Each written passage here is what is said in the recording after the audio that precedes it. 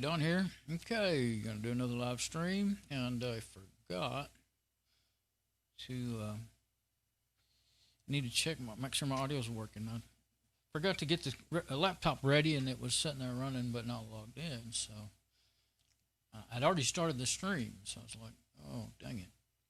So let me just look at it here on this machine. I am turned around today in our live dashboard.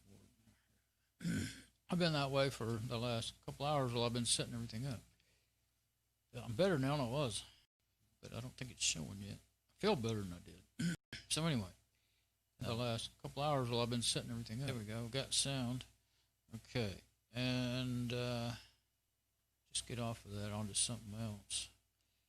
That uses too much resources. That's why I try to do it on another machine. I gotta go turn on the, can't get the thing turned on. That do it?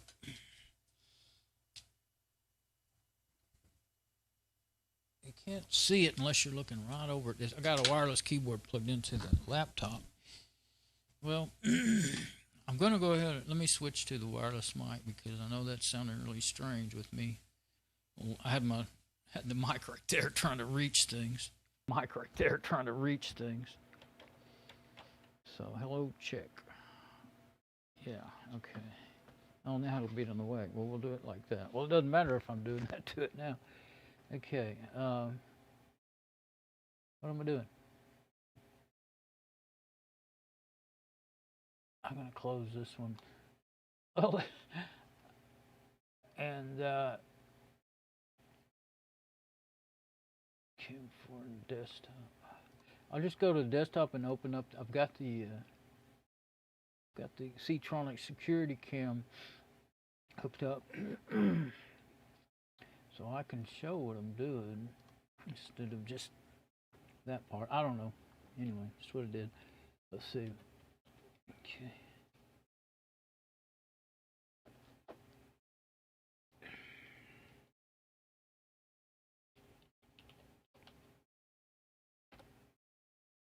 There we go.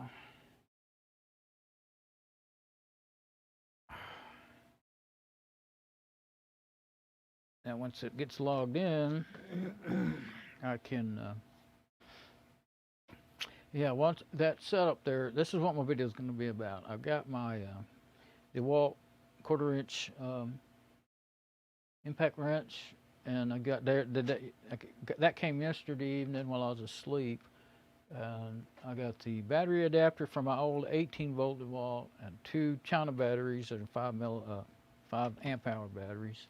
It only came with 1 battery, and that wasn't going to be enough, but it was on sale for 99 bucks. So that's a pretty good, about as good a price as I've seen them in the last this year or so.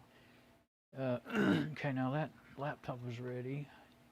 I still got to make sure that everything is working on the stream, or there's no point in going on, you know.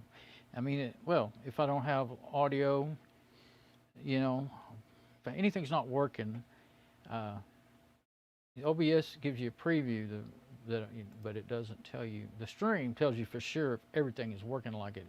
Because I've had it when the audio wasn't working, I think it was, and it looked like it was working in OBS at one or two times.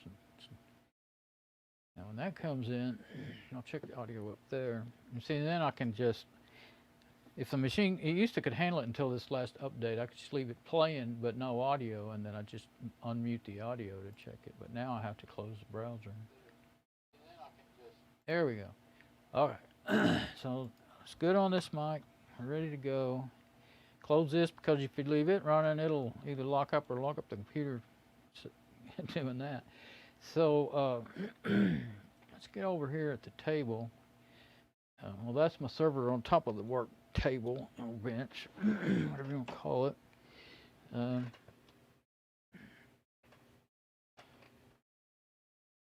think I'll put that somewhere else, my little pillow.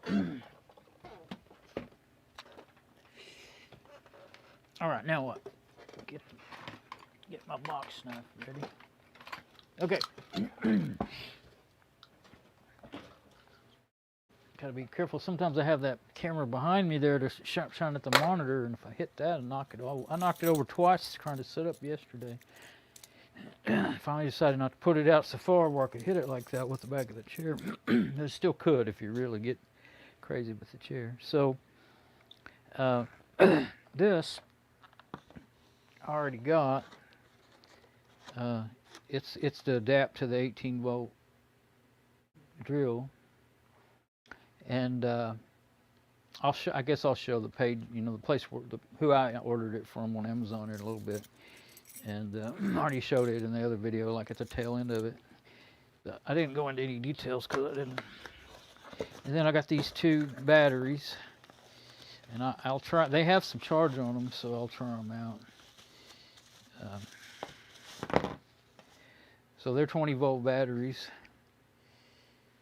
and they do have 2 bars on them, so I'll pop them in that drill. But they're all going to have to be charged, and before I really use them. I know that's not just a good recommendation. It has to do with them charging fully, and and anyway, I don't remember all the details, but I've tried it before by forgetting on these lithium-ion batteries on different things, and it won't run good until you run it full. At least 1 or 2.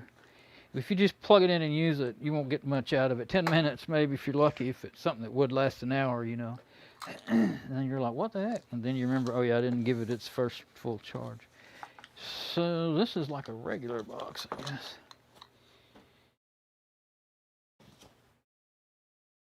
What? Special buy. It's like, what? Okay, it looks like it only has 1. Most of these boxes, it came from Amazon, and my mom opened it last night. And when I got in there, I saw it was sitting there open. So she's curious like that. She wants to see everything. I didn't show her the batteries yet. She don't know what they are. I got them in time before she got it open. She left it. I mean, she didn't open it that time. But that's a baby bag, isn't it? I'll have to show you my other bag that came with the other drills. I heard somebody say it was a tiny bag on the... Again, I mean, it's neat to see made in USA, but it's, for me, as old as I am, it's sad to see that, knowing that, look what it says.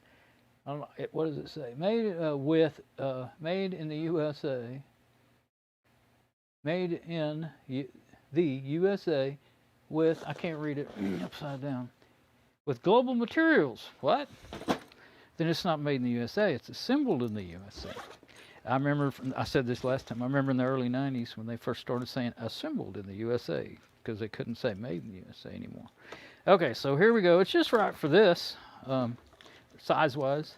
So you need the charger, and I figured, I compared different ways of getting what I wanted. I could have just bought a couple of batteries and a China charger. There was a dual China charger. It was 49 bucks or 46 bucks or something. And then I could have charged 2 batteries at once, but really the one thing I would be, I didn't want to get a charger that would burn up, the good battery that came with this or something like that, or that it couldn't charge it because the Dewalt said, had it sensed that it was not a Dewalt charger and wouldn't charge it. I don't know if it'll do that or not. I don't think so, because I've seen a lot of people say they work good on their Dewalt. And this is a, I don't think it really said in the ad. Let me get my magnifying glass. It's either going to be a 1.5. I think I went around. I considered different things to buy, so I can't remember what They did. All the batteries have the pins marked. That's cool. What they are. But this is either 1.5 milliamp or 1.5 amp hours. Sorry, not milliamp, amp hours. I didn't know if it's going to be a 1.5 or a 2, so that's probably okay. I imagine I don't imagine the old 18-volt batteries they might have been 2 amp hours or something. But let's see if this one should have I don't think this one has a thing on it to see whether it's charged. It doesn't. Well, let me do. I would have thought that the more expensive tool, and the other reason why I decided, I've been watching videos and stuff, and I've been thinking about it for couple of 3 years about getting this to go with my, because batteries have been bad in there, and I kept thinking, well, I'll rebuild them or do the trick with the welder where you zap them for a second. I've got a DC welder, DC wire welder. Used to be real popular. You can't do that with the lithium batteries, but those, I think they're nickel cadmium or something. They don't have battery protection. You won't blow that out. But they say they get, well, it's kind of, I guess it's kind of like a regular lead acid battery. You know, they get, can't think of my right words, deposits growing on the plates in a car battery, you know, like a car battery, lead acid battery. And if you overcharge them, sometimes it can break up those. I used to know I know the name, but I can't think of what they are. And it might work for a while longer. Same principle with those, nickel cadmium NiCad batteries. Supposedly you could just zap them real quick. And I have a battery charger, and that'll also do like a 150 amp jump start. And I thought, well, that might be better because it wouldn't be overdoing it, you know.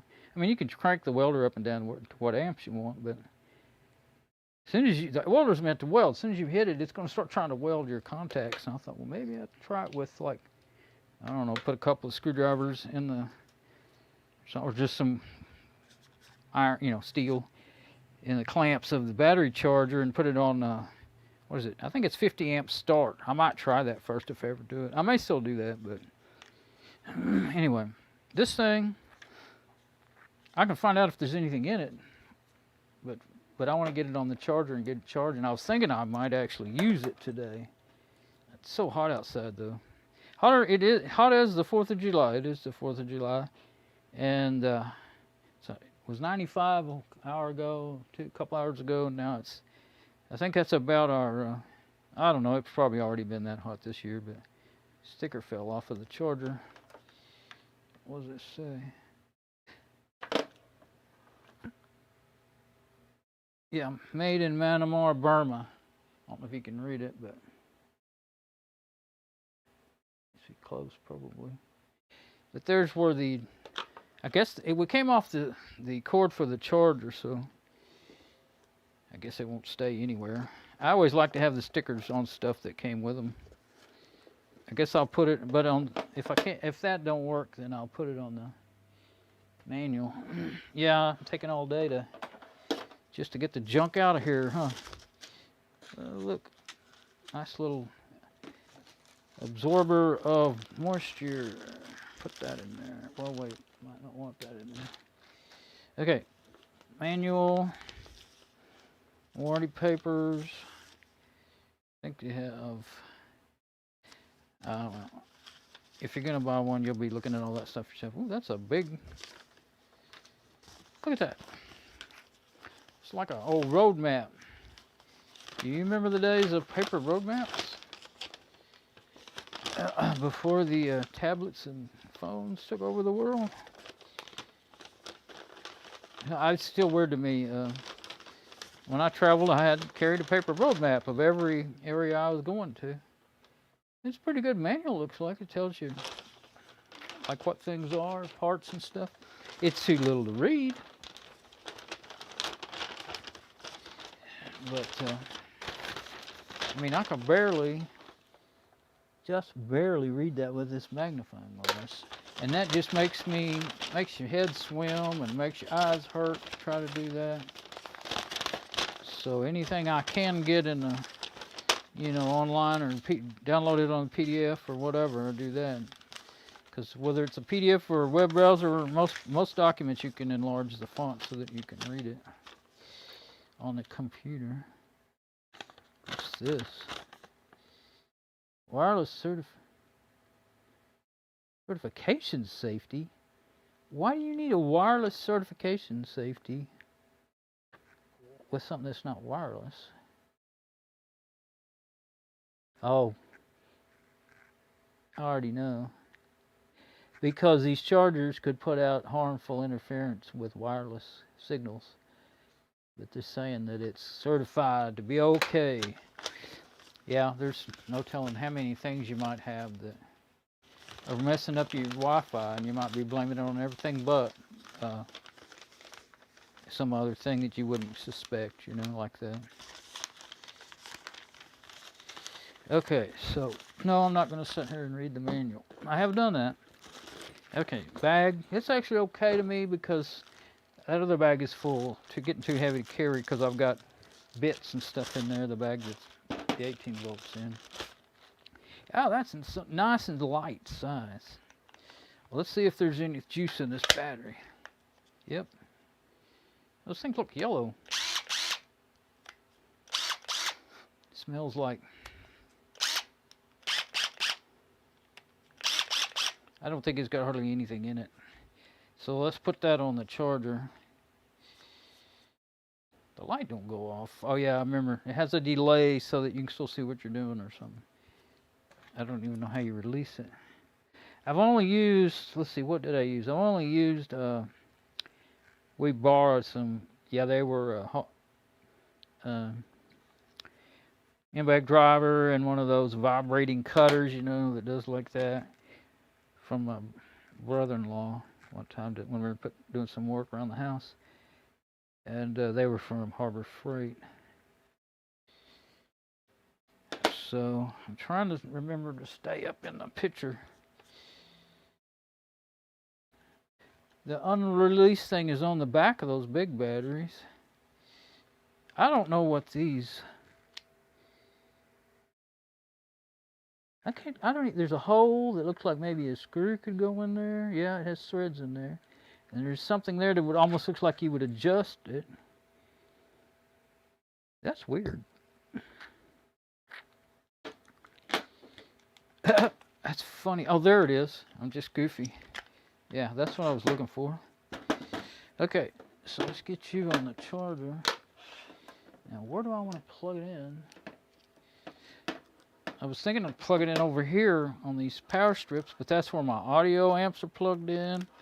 That interference clause there made me think, oh yeah, chargers can make a... I've got an old set of AA battery, rechargeable batteries from China with a China charger that I bought years ago, and they won't stay charged anymore, more than 5 or 10 minutes. It's still there.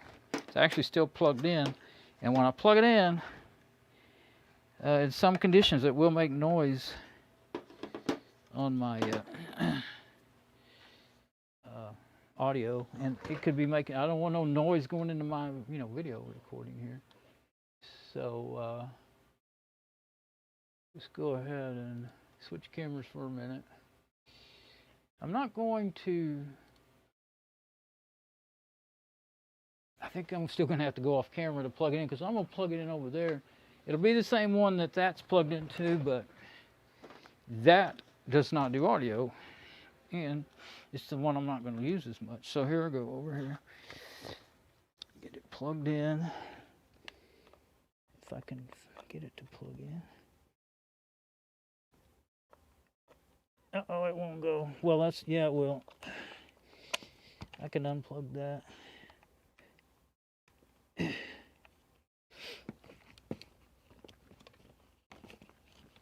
Yeah. Cord's not long enough to reach anywhere, so just gonna have to leave it over here where it can't be seen. So it blinks red. Can't get it to where I can show it or anything. There we go.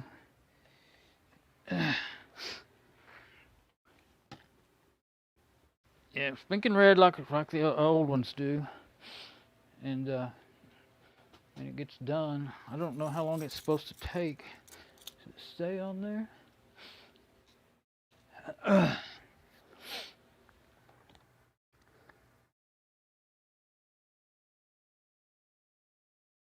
Oh, okay. Pack charging. It'll stop blinking when it's charged. Hot, cold, delay. It's like 2 lights blinking. So,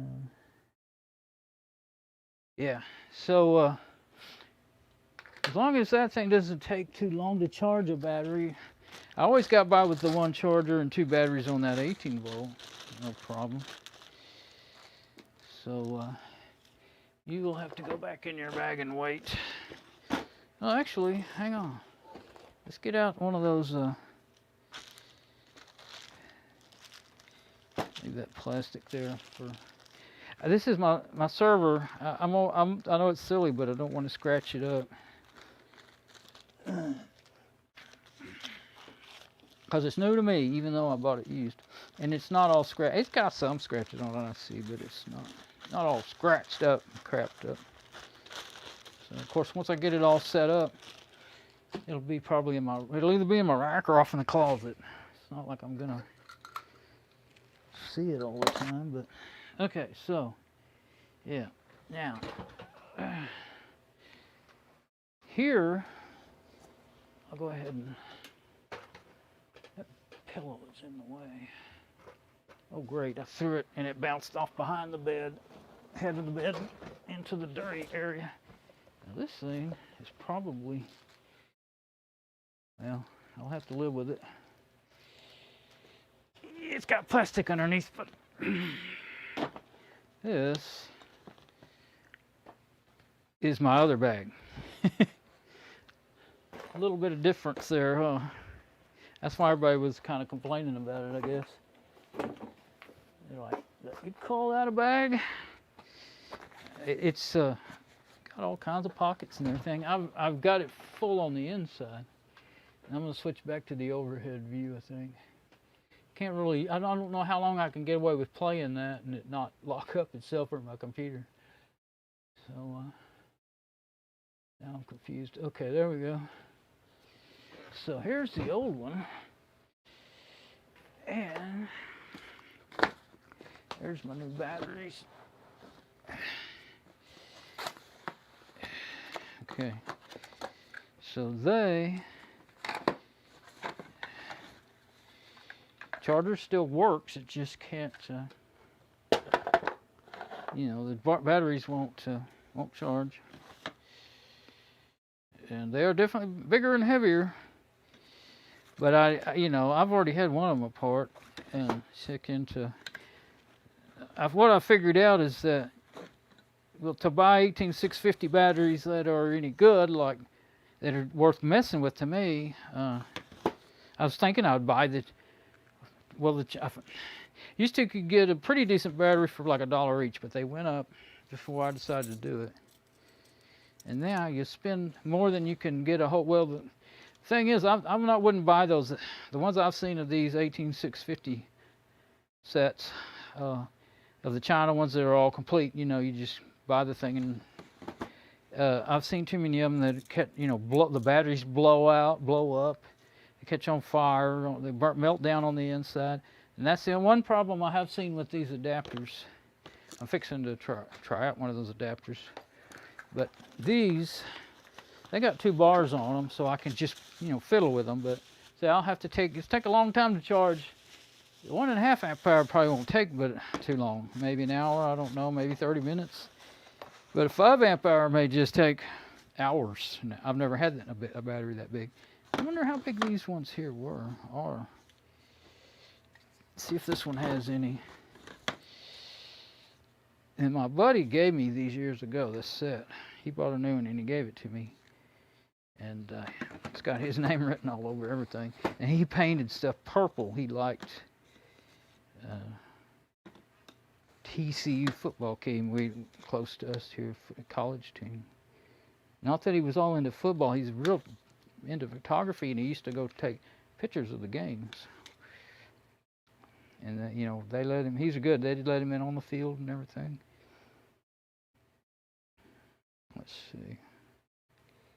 It said, well, it's a DC 9096 battery, 18 volt. I don't see anything about the amp hours in there. So that's what I know about that then. Okay, so this battery, put it in here. Now that's what it'll be like. And I'm glad that it'll still do that. I'm used to doing that. Especially these, they won't turn over as easy. See, that one, you got to watch out because it's so heavy. If it turns over with a drill bit in it, it'll break the drill bit. Oh yeah. That thing just spins.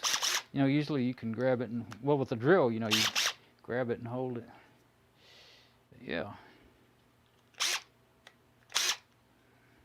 So it's going to be, that'll make it go. Now, here's the other thing I want to do. I want to check to make sure this works.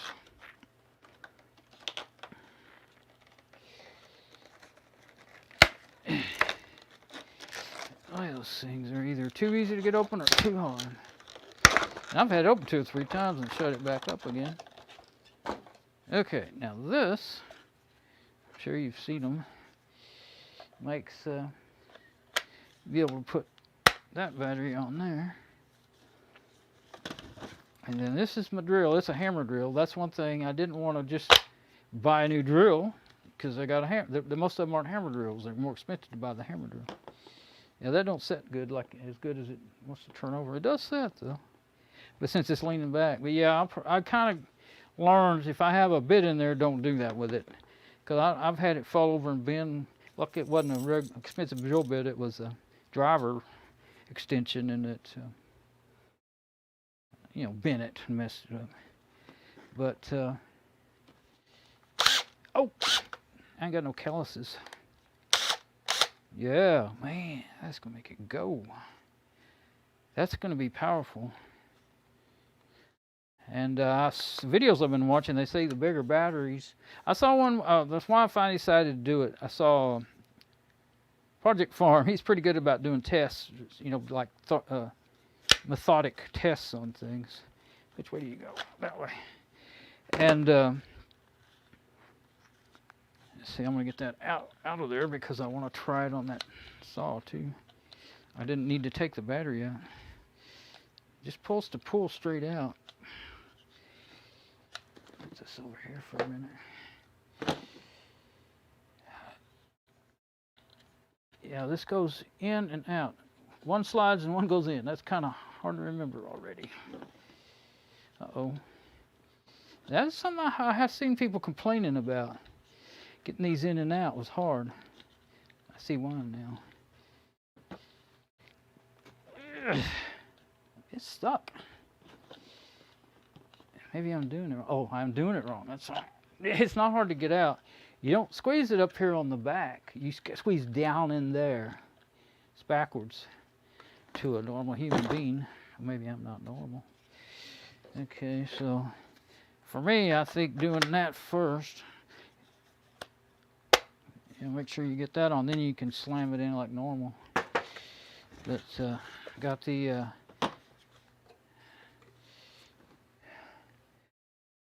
big. There we go. Oh yeah. It's gonna make that run good. Let's see.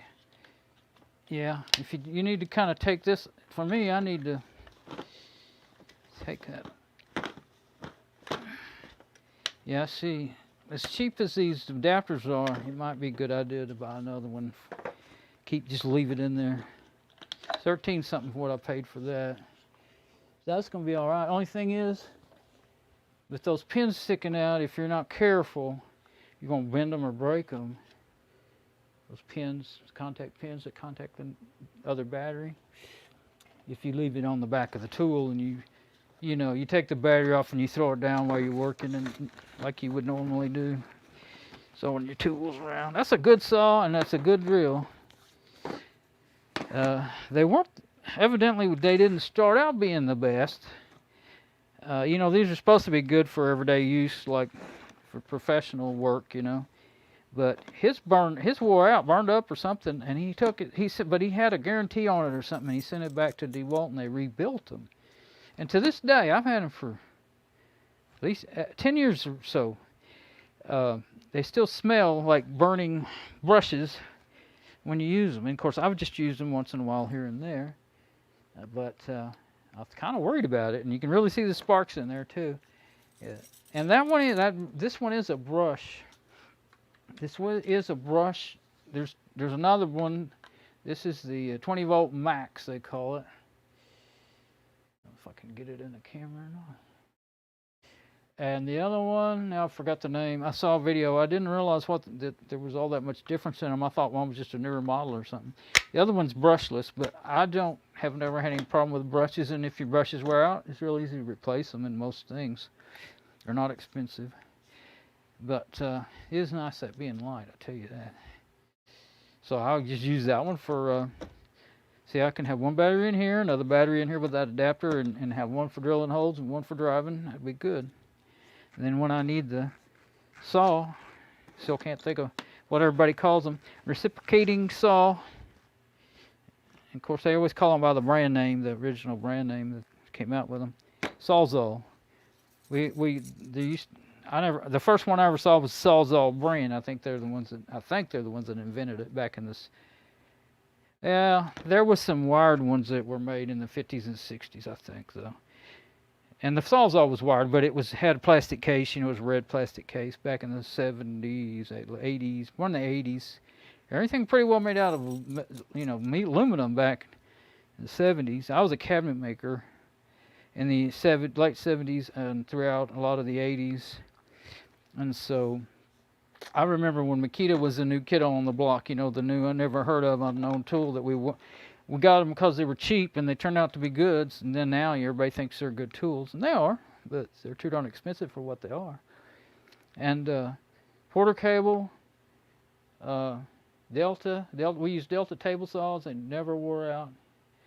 Porter cable sanders, they lasted forever unless you stood on them and rode them a lot. Some of these guys could do.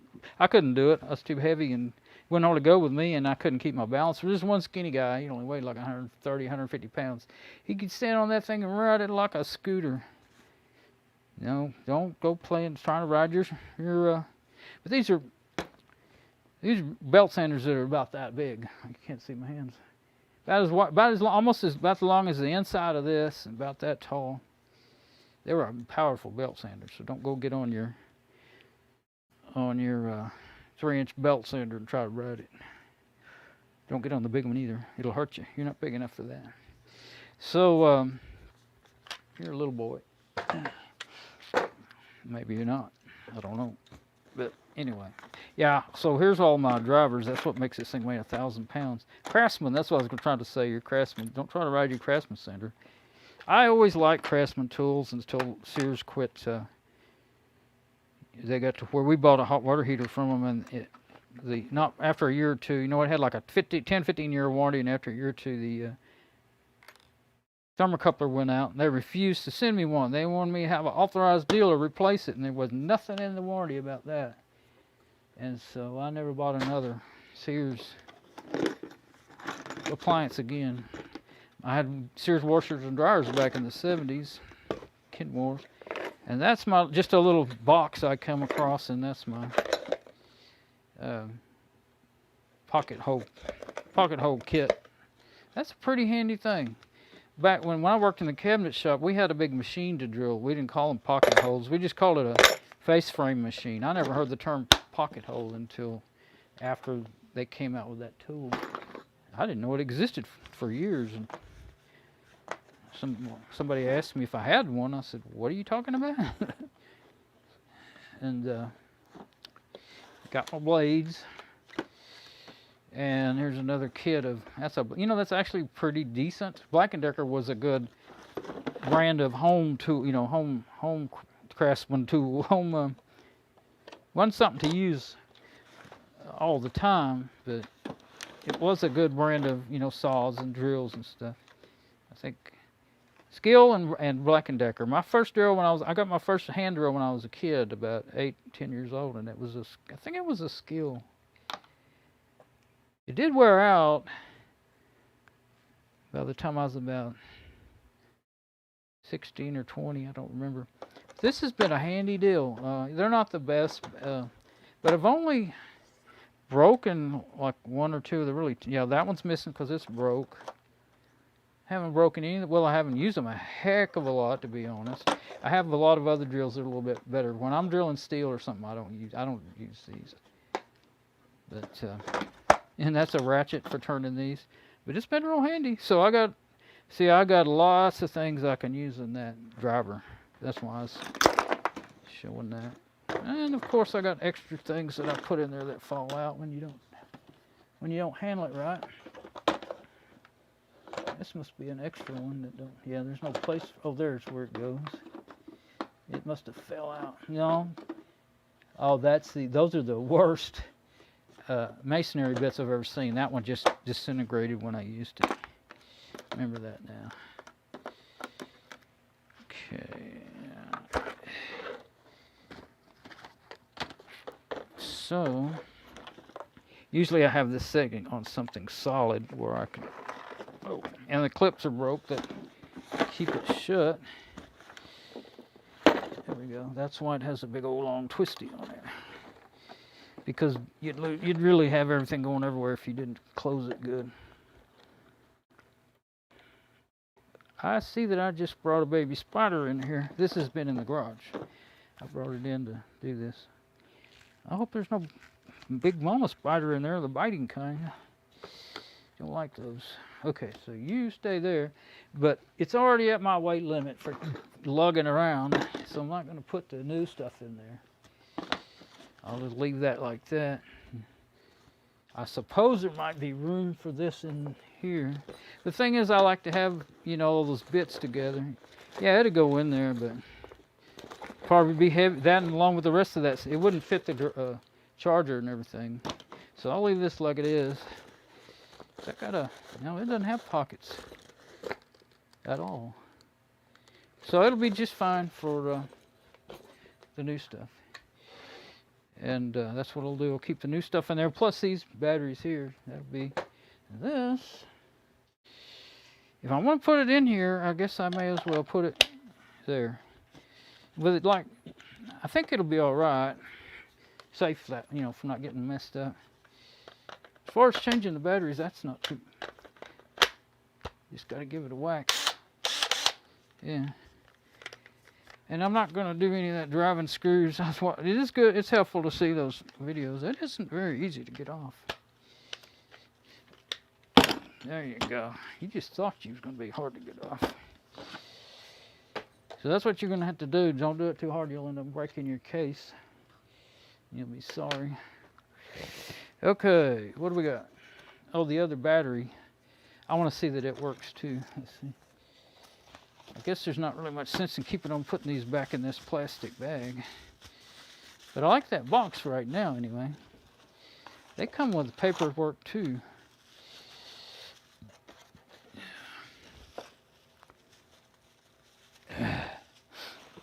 So, okay, it has a manual. That's what it says. It's a manual. This is what to do with it. Only use batteries with voltage lifted on the nameplate. And that's some other language. Look like German. Jabrutschen Sewagen. That's German or something similar.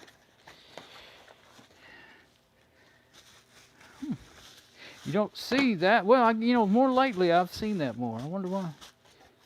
These are, I think they're made in China. It makes you think maybe they're made in Germany. This other battery has 2 bars on it. That is the brightest. That light's pretty bright too. I think it'll be quite useful. My hands are old and weak and painful. I can't do. That's why. Well, main reason I'm kind of having trouble getting these batteries in and out. There we go. Yeah. I can't really. There we go. Can't really squeeze those things too good. Okay. Yeah, I'm just gonna. Right now, I think I'll leave them. I don't know. Maybe. Well, yeah, I'll leave them in the box until they've been charged, and then I'll fold that in half. Put it in there. I'm going to keep them in that bag, I'm pretty sure. I'll keep it all together, you know, with the new charger and all that. Keep like batteries with, and I suppose I've left these in this bag because I didn't want to lose them or anything. Same thing with the charger. And It says somewhere, probably on that paper, don't try to charge, like don't use it. Oh, it says on the adapter, I think somewhere. Don't try to charge a 20 volt battery with this adapter. It well, for one thing, you're only going to get 18 volts, but I was starting to say it would mess, it could mess things up, the battery up, but the BMS is in the battery. Some people on their reviews were saying this doesn't have anything to keep you from overdrawing the battery in it, and no charge, adapters wouldn't have that in them. Somebody said the Dewalts do. Maybe it does have something in there to shut off the connection when it senses the battery's lower than whatever its safety zone is. But so in that case, and just don't run it all the way down. You'll be fine. But if you run those 20 volt lithium-ion batteries or any of them down too low, then the charger won't charge them, and you'll have to go online and learn how to do the tricks to get them to charge again. Which really, it's just open them up and put a benchtop charger to them for a little while. Whichever, bypass the BMS, but be careful. Not that you're necessarily, well, if you blew up you're not gonna, you could. Some people can blow up anything. But,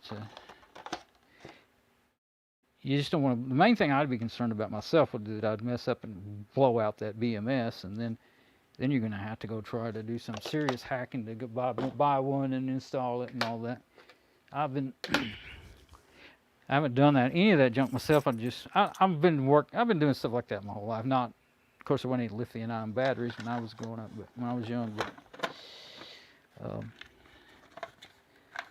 I've been working with AC, DC electricity, doing all kinds of stuff, But let's see if that's going to shut with that adapter on there. It's already just about too tall. Let's see. Oh, that's close. That's going to be too aggravating to get it to open up. I used to put that in there in a different way. I think I know what that different way is, like that. Yeah, maybe that'll work.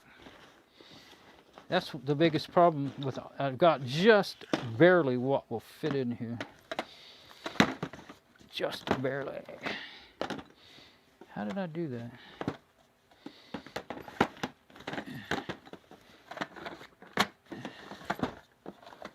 How did I ever do that?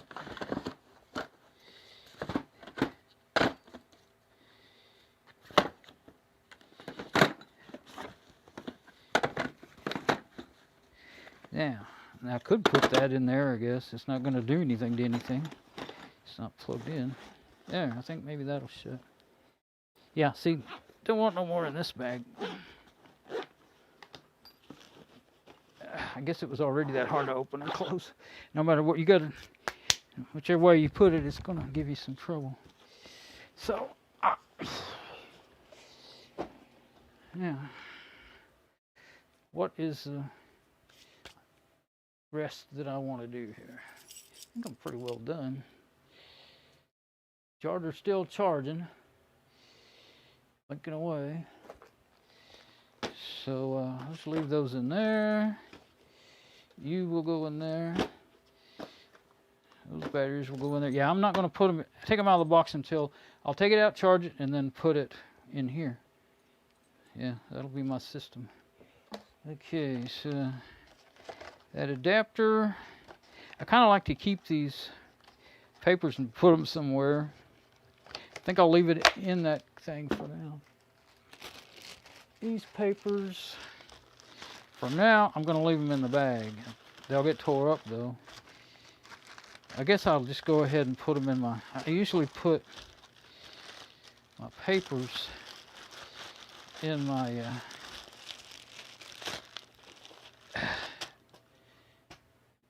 file cabinet over there. So that's what I'll probably do with those. So, I wonder if that box will fit in there. Not going to leave it in there, I don't think, but could be a way to. or help it organize. I don't know. I don't imagine I want to do that. So I might put my. And that's the thing about these boxes like this. They tend to need to be saved so that. Oh yeah, I didn't show where I got it and stuff. Let me get over here on the computer and I'll show that. Haven't checked my stream since I started either, have I? Hands got dirty. Okay.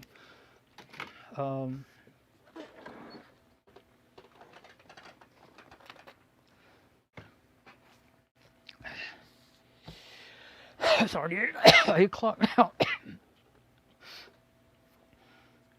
Okay. Get on the desktop. When I get stuff on my hands, it feels like everything's got stuff on it. Okay, we'll get on the desktop. Open up the browser. And I guess I'll just go check my stream right here on this browser since I gotta open it.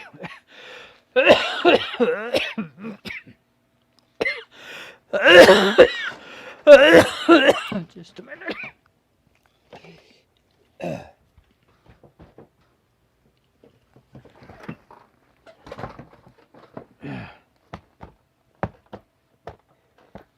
Yeah.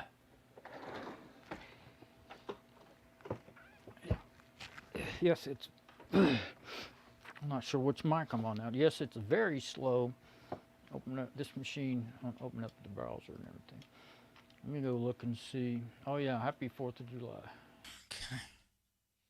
All right, now. I guess I'm not going anywhere, but I might look out and see if I can see any fireworks from the window. But our trees are kind of tall nowadays, so we can't really see anything. Let's see. Can't think. Live dashboard.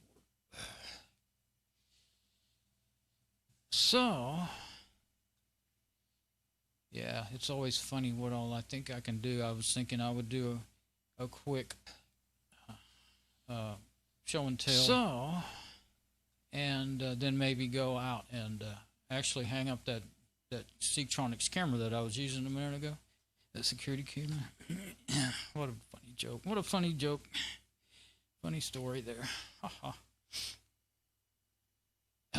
Whatever I think will take an hour or two takes about 3 days, 4 days. Let's see. All right, now my orders. Okay, so there's that, and had pretty good ratings. 87, that's pretty good. You don't hardly see something 87% 5 stars, so I thought, well, that'd be a good one to get. You know, some of the other of their tools, actually, you might be surprised. I've looked at them. You might be surprised how some of them don't have, you know, such good ratings. And I always look and see, okay, now what is it that the people really hated? So it broke first time they used it, dead. Fuel started smoking without any load on it. How about that? It happens with everything. I don't care what brand it is. Great product, but better deal elsewhere. Brakes. Magnetic bit hold broke to very little use. I don't know if that's. Sometimes you get stuff, you know, like, especially when it's like routers or something like that, electronic stuff. When the seller sells a bunch of products, it won't even be. Or it might be a router, but several different models in their review section. So you got to pay attention to that. Craftsman's a much better deal. Doesn't charge. Seems refurbished. Battery no good. See, and that's what I was fixing to say. Battery won't work. It's pregnant. Preganta. I don't know. I think that's Spanish or Portuguese.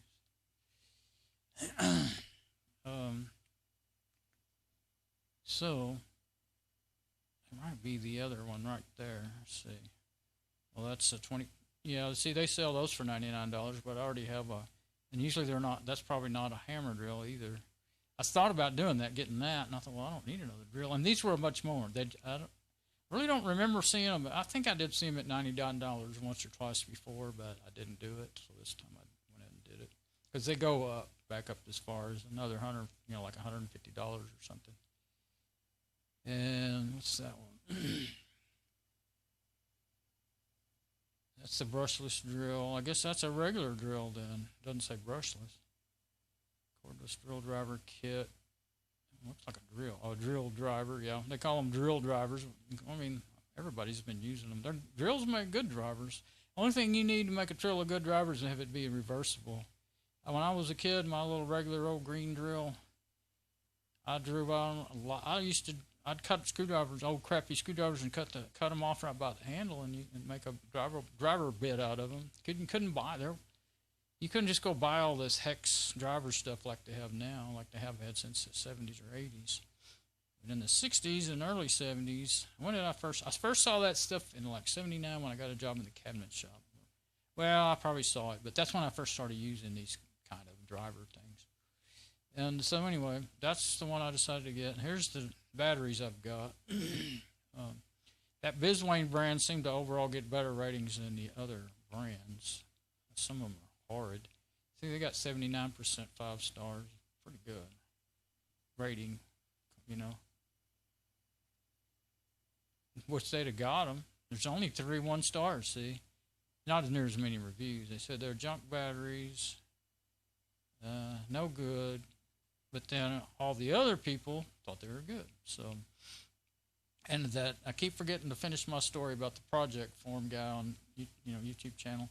He tested some China batteries against. How many different ones did he test? I don't remember now. He tested them against some name brand batteries, and I think they were Dewalt batteries. That's why I watched it, and they. It's $49.99, and the Dewalt batteries did better. Overall did better in every category. But one thing, the price. When you start considering, how much you like with these, you could buy them and use them till they wear out, and then buy another set, and I think you could buy 3 sets before you spend. Because I know 2 of these 5. You could look and see the. Dang it. I hate when it does that. I tried to grab the blue bar and drag it down, and instead it missed it and got in the middle somewhere, and it just starts going nuts. Okay, now that's just a Dewalt tool. Well, let's go back to the one that I bought. Well, let's look at this adapter first. So anyway, it priced to it was good enough performance, I think, much better than the 18-volt batteries, and they weren't super below the performance of the Dewalt batteries. So and this is that adapter, $13.99. Now some of these I saw different brands, the wires inside burned up when they were, and these had 76% 5 stars. It's getting hard pressed to find things that's above 70% anymore. So I was really happily surprised. And here's the pictures where they were saying no battery protection. And I don't know if any of these things have that in them. At least not the, let's see. Well, here we go. Fits the batteries and does well, but no battery protection like the official Dewalt adapter. If I'd have known, so-and-so. So, like I was saying, it will allow you to run your battery all the way down. And if you do that too far, it won't, there's a Sawzall like mine. It won't. Your battery won't charge. You can get them to charge again. The best videos I've seen on doing that is Morton's the server guy, but he also just works on everything. He loves to do work on his house. He called his my playhouse because he's an IT guy. I said IP guy the other day. He's a computer guy. He works with servers, and he makes great videos on servers.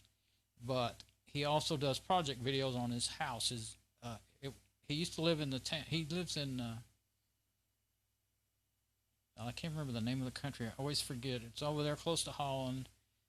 where where I think they speak Dutch and but well, see the keyboard, their language is I think called Danish because he likes to use the Danish keyboard. I remember that. So, but anyway, you probably know what I'm talking about, and I can't remember the name. It's one of those countries right in there. They're all together and they're pretty small.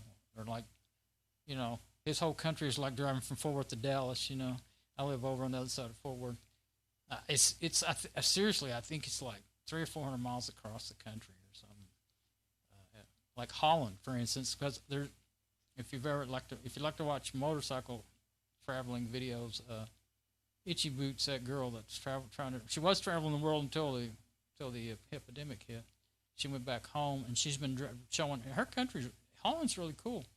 I never knew as much about Holland. She's riding around there because they're not having a lot of trouble with it there. And anyway, she was saying how far it is.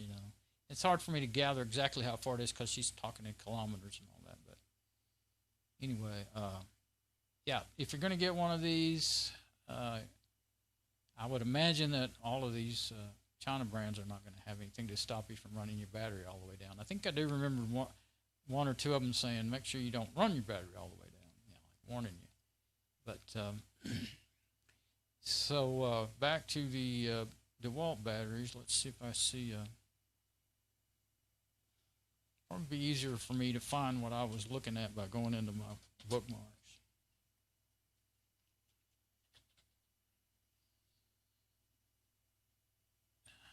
I usually put the batteries in the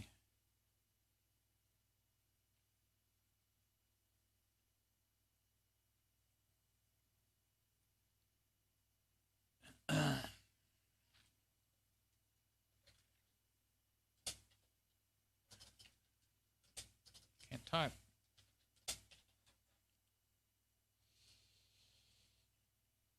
So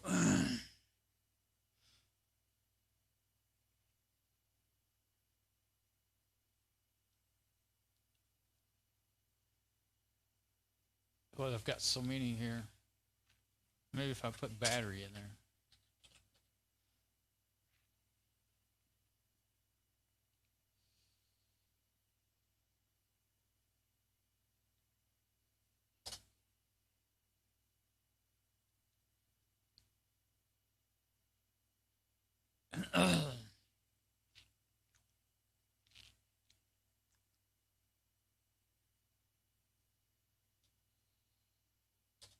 It's quicker for me to just go to it than to try to. And if you're down at the bottom of the page, when you save it to the bookmark, that's where the bookmark takes you to. So this is another brand that I decided weren't good enough. There's a battery, 20-volt battery, and a charger. And there's one I got. And what's this? I was trying. There's another charger. That's one for your car. That might be handy. I guess it's probably got a buck converter in it to bring the voltage up to 20 volts in your cigarette lighter port. And I had a Makita. I still have it. I just need to get some batteries that'll work in it. It was a 6-volt, and I got to once I got these Dewalts, I'd keep it under the seat in the truck, plugged into the cigarette lighter, and for years, and it never hurt it. And it was more. It would charge it up. It wouldn't take more. It would take some more than 6 volts, I think, but it didn't run. These were like the nickel cadmium batteries, not these new ones. But I just sent 12 volts to it, and didn't hurt it, and it kept it charged, and made it last a lot longer. Have more power, go faster, and it lasted longer than it did when I would just stick it on its regular charger or plug it. It was one where you plug it in, to the charger, like a wall wart charger. So this is a couple of 2 milliamp batteries, and they're not telling you the price, but it's, damn it, I don't want to put it in the cart.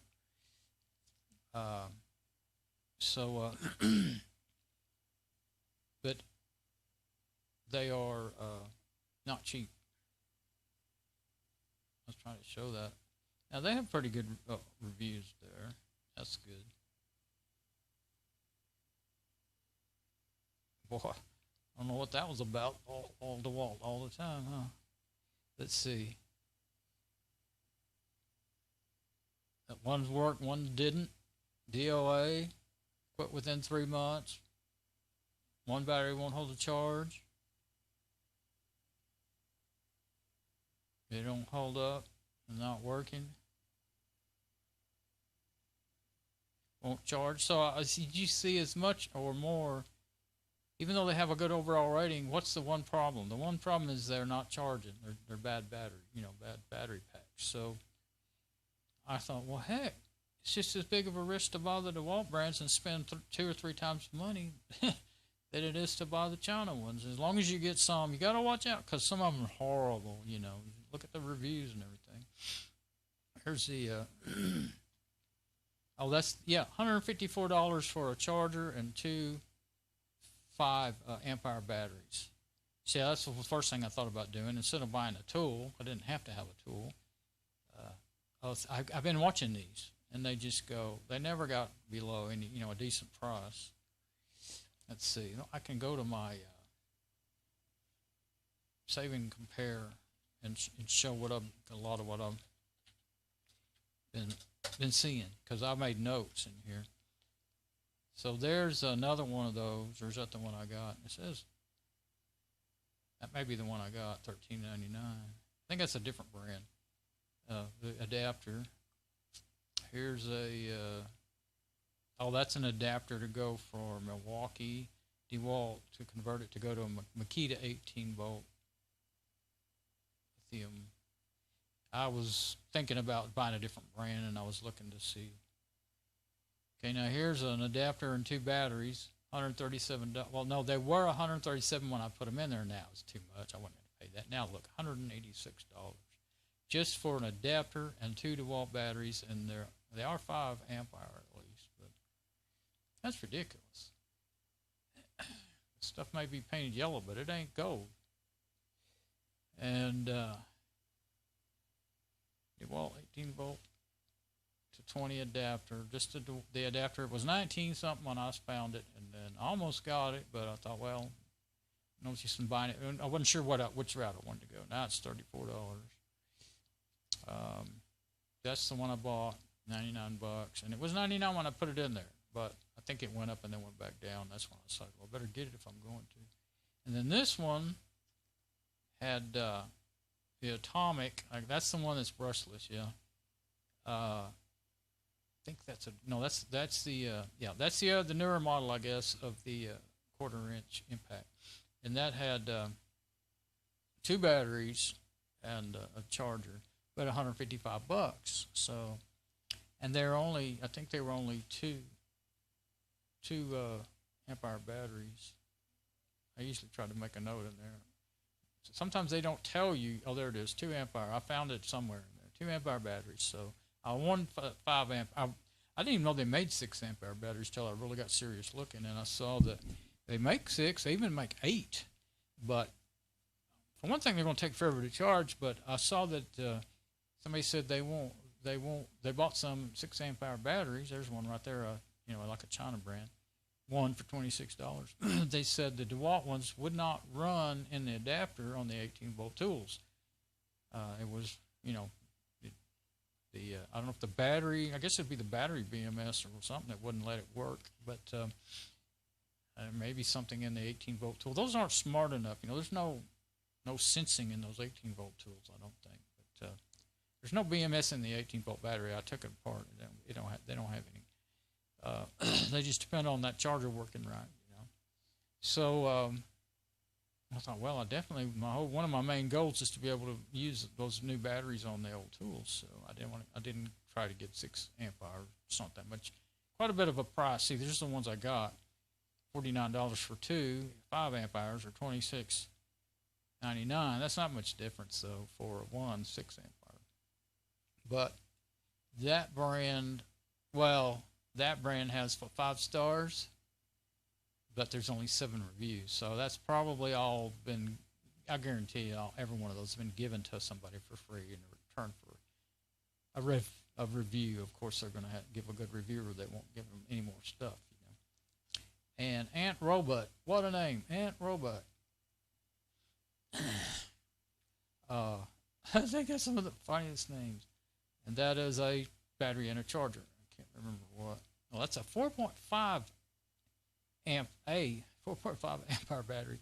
I almost got that in 2 batteries and not get a tool, because there's a double charger. That'd be pretty cool to have. And it kind of looks like, you know, Dewalt colors, but it's not Dewalt brand. But it had good reviews. And that's another adapter. It's not the one I got. There's just a battery and a, look at that. I guess I didn't ever write down what it really cost, but look what it's gone up to. Or maybe it's what it was. I didn't put stuff that I was wanting to compare prices and watch the prices change. And see, $94 to buy just the tool all by itself. So that's why I decided to go the way I went. It just made the best sense for what I wanted. And there's that adapter set that I was talking about. Just a charger and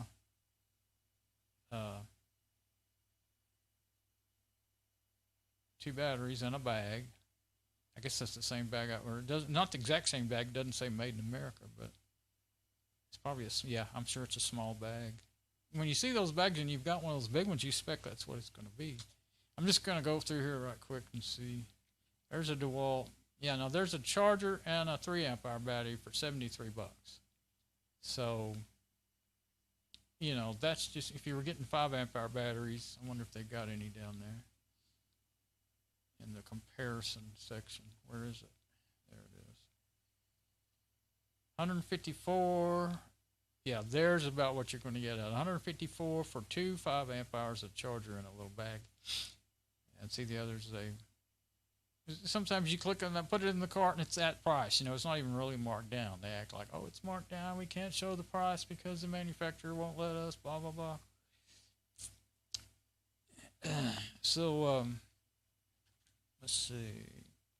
I'm not going to click on every one of those. Atomic 20V. Now, there's the brushless version of what I got. And this right there, it's $159, and I don't know if I ever saw it any cheaper than that or not. Let's see, that's the one I got, I think. I think that's it again. Battery booster, what's that? Oh, I ran into those. I didn't know they even made that. Battery, it's got a battery jump, and that's kind of cool, except for they're too darn expensive, really. I mean, I guess that ain't, well, this is no battery. You put your battery in it, you know, for $110. And it's only got 3 stars, too. It must be something not too great about it. So I put it in there just because I thought that's interesting in my bookmarks. There's the drill with the 1 battery and the charger. $99 if that's what you'd rather have. And it's got a lot of reviews, 6,000. And look there, it held up pretty good over that many reviews. So if you got that many reviews and you're still getting good, you know, good enough 5 stars, then it must be a pretty good item, whatever it might be. So, well, let's just keep going. What the heck? Another charger, $28, China charger. Going too fast for anybody to see it. Well, you'll have to hurry up. You'll have to back up and hit the pause it. Hit the space key to pause the video in YouTube. Didn't already know that. Here's a set that I looked at, and then I got to checking on the reviews, and there's only 10 ratings, and they didn't have any 1 stars on that one, but I did see some. There's a bunch of them that look just like that, and they look like they're probably come out of the same factory. Like that, some of them may have like a different colored sticker on them, and some of them are really bad. So these may be okay, and they may not actually be made in the same factory. They may just be using the same plastic molds, you know. But, yeah, here's a blue one. That's a 6 amp hour. But, yeah, see, that's suspiciously high ratings to me, only 7 reviews. It's pretty hard to get that high of a rating with only 7 reviews. Usually there's going to be, even 1 person who puts a 1 star is going to bring that rating way down on when there's just a few reviews like that. So, and then what was that? Bonhaus. They actually had decent reviews. I looked at that a long time ago. I don't see. That's when I was considering maybe getting some other brand, because. But look at there. That's more than what I paid for the DeWalt. So I just kind of waited around until I saw a deal that I thought I wanted. Same drill again. And now here's that 18 to 20 volt adapter charger and 2 batteries. But look, yeah, those are 2, no, that's 20 volt. So are those 2 amp hours or what? I think they're probably 2 amp hour batteries. Oh, I made the video play by accident. Sometimes they want to hide that it's low amp hours, especially on the Dewalt stuff. You know, when you go to one it's sold by Dewalt, evidently. They say by so-and-so, and then it's not who really sold it after you bought it. I don't get how they do that. But plenty of ratings, 2,000 and something ratings. But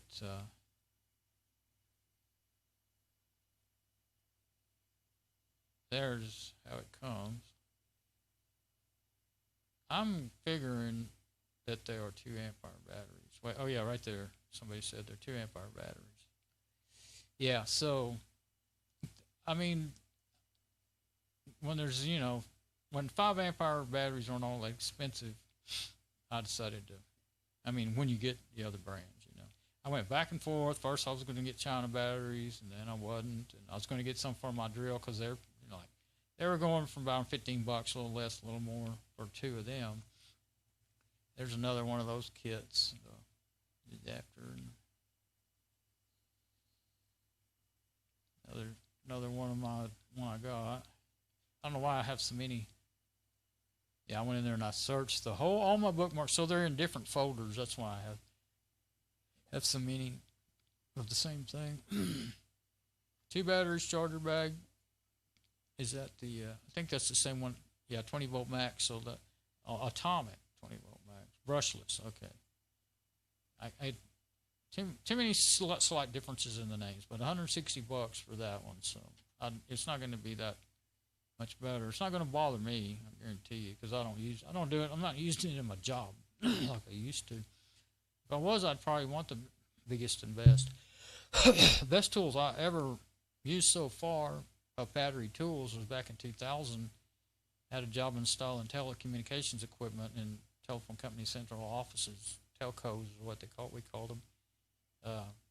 And the company bought some Milwaukee tools for each crew, I guess. And we had, remember it had a flashlight, which actually turned out to be really handy. We used it for hours and hours on one of those big old batteries, and we had a drill, reversible drill. I don't know if we had a saw or what. I don't remember what all we had, but been too many years now. But that is just one 5 amp hour battery for $32, so that's not really a good price. And then it's probably the same thing that I got. No, what's that? Mighty Max 20V. I don't know if those are for, I think those are for UPS, a battery backup system. Yeah, they're not motorcycle batteries.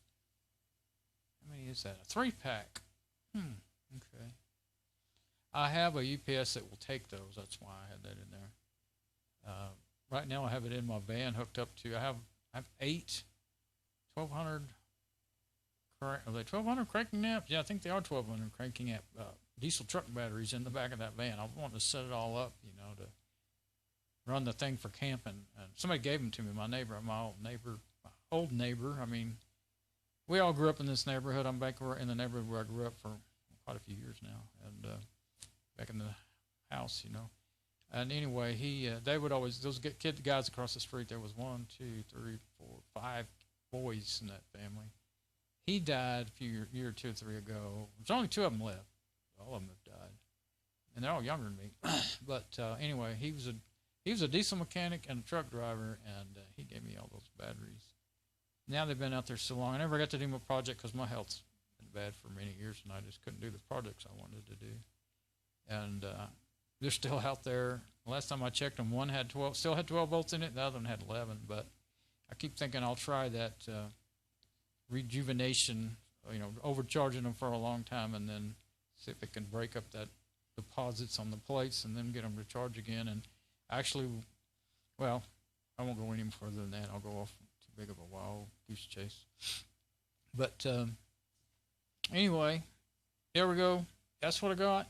And as powerful as those batteries feel, brand new, you know, with just two bars on them, as long as they don't go bad and blow up, burn up or something, as long as they last good. I wish I took some screenshots of Project Farm guys' comparisons of, you know, like how long they lasted and everything, but you just, you know, you might as well just go watch that video. I take lots and lots of screenshots, and they're not going to be in the right order. There's no telling what I'd be going through trying to find them. But because I was going to say, well, I could show you exactly what his results were, but his videos are well done, good. He does a good. I've got something that's just itching the living crap out of me for a couple of weeks. I don't know what it is. It's like a rash or something. No matter what I put on it, cortisone, hydrocortisone cream, which is pretty darn good, it makes it feel better for about 20 minutes, I guess, or an hour. So anyway, yeah, he's got real good comparisons on all kinds of tools. He loves to do that stuff, and he kind of gets real serious about it, you know, and sets up ways to make it fairly accurate. When I was looking to buy, I bought after all these years, my whole life. When I was 18 years old, I got an impact wrench. I was really into working on cars and everything, and I got an impact wrench and an airbrush. I wanted to learn how to paint and do. Back then, everybody was doing murals on their cars and mostly vans, you know. But I wanted to learn how to do that, and I wanted an impact, you know, make it easier to work on the cars, trucks, and I had my grandpa's old air compressor, and it was really a painting air compressor. It was not made to go up past about maximum 40 psi, but I learned how to, you know, they had a screw you could turn to adjust the electromagnet that would let it run on up, and it would run. It was a gas powered. You had to pull crank it to start it, and I could get it up to about 100 pounds, just barely enough to run an impact. And then if you try to go any more than that, it would die. Kill the motor. Motor didn't have enough horsepower. But anyway, I just thought, well, I think it'd be good enough, you know. So I wanted one. I got one for Christmas, and impact. And anyway, not long after that, I went on a trip. I bought a 64 panel truck. Went on a trip, living in the van in 1975 with my girlfriend, who I later married. And I had that stuff with me. Didn't have a way to run it. I didn't take the compressor, you know. And ended up running out of money, and I needed an alternator. It went out up in Colorado, and where was we? It was in Cripple Creek. Yeah. No, it wasn't Cripple Creek. We did go to Cripple Creek, and I'll never forget paying $3 or $4 for a quart of oil, and it was in, you know, under $1 everywhere else, and because that thing leaks some oil, burned some oil and leaked some.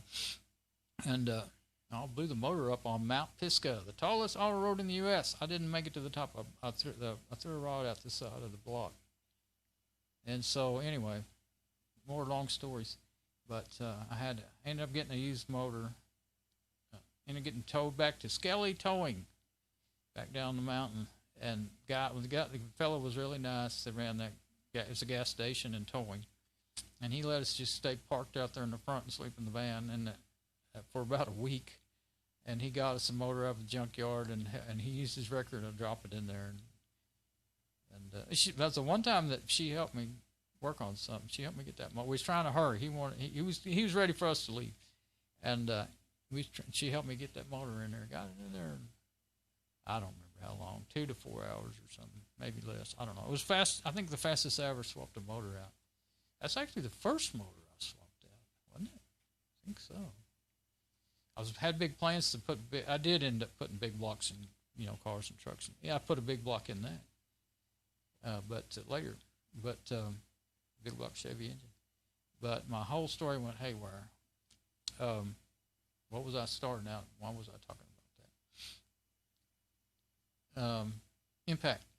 So I had before. I guess before we ended up there or after we ended up, I think it was after we ended up there. I can't remember the sequence of things anymore.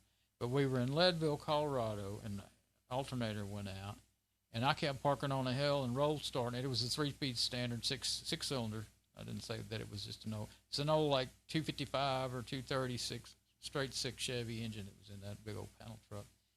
And until the battery went dead. I didn't kill it, but it went dead and wouldn't run no more. So anyway, I ended up getting it to the auto store. I knew I needed an alternator. I didn't have the money for it, and I put. And they were really nice guys that running that, and they let me trade in that impact wrench. They gave me about what it was worth to go buy it brand new. And my airbrush, they gave me, one of the other guys liked that airbrush, and they gave me, some money. They just gave me the cash, and then I turned around and bought the parts with it. And so I got me my alternator. And oddly enough, this didn't happen hardly ever. It's a brand new alternator. Wasn't a rebuilt or anything.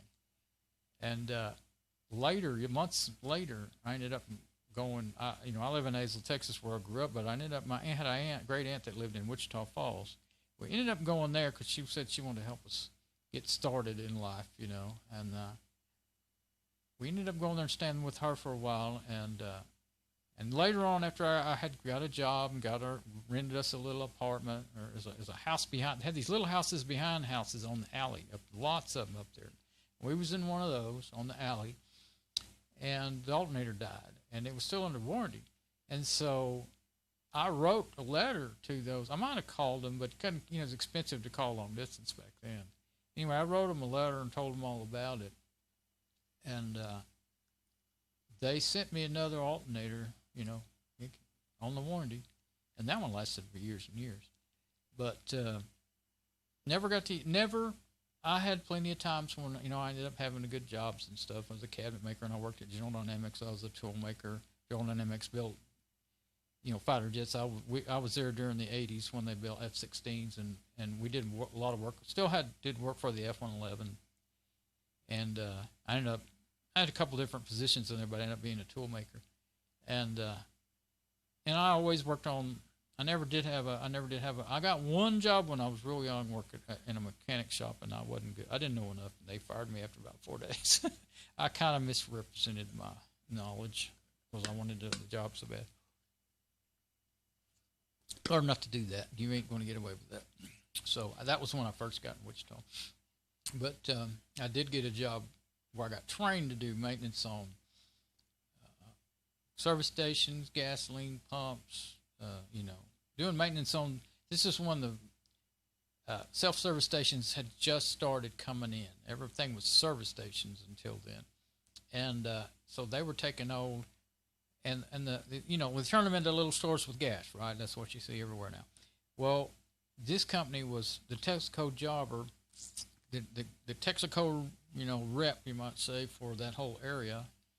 And they were taking old service stations, remodel them and turning them into, self-service stations. Put a little store in there, turn the garage into a store. And so we did a lot of that work, but mostly we just kept everything going, kept the pumps going, and we installed new. When gasoline tanks get old, especially those ones back then were steel coated in tarry stuff, they'd get old and start leaking, and water would get in them. And when they'd get too bad, you'd have to dig them up and replace them. So I did a bunch of that, running jackhammers. And so I got to learn a lot of different things, And so, but working on cars and motorcycles, I've worked on a lot of little dirt bikes and stuff, and mini bikes and lawnmower motors growing up. And so I just like to work on everything. And once in a while, I think, I was young and strong, and I didn't really need an impact, especially by then I had gotten strength. When I was a teenager, I wasn't real strong, but I was good with my hands. What did I weigh? I think when I graduated high school, I weighed like 135 or 150 pounds or something. And then I got up, after I got to working hard, I got up to about 200 pounds. And I was kind of like this, but I had lots of muscle. And